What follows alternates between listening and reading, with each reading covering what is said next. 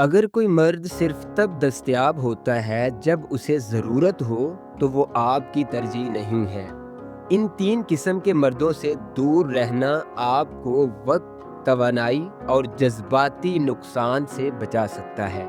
Number 1, बहाने बनाने वाला मर्द। वो हमेशा मसरूफ़ रहता है और उसके पास ना मिलने की कोई ना कोई वजह होती है।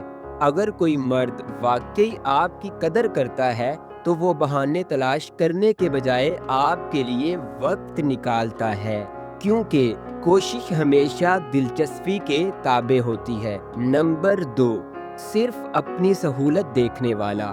ऐसा शख्स सिर्फ़ तब ज़ाहिर होता है जब उसे खुद ज़रूरत हो, जैसे देर रात कॉल करना या अचानक मैसेज करना। लेकिन जब आपको उसकी ज़रूरत हो तो वो गायब हो जाता है।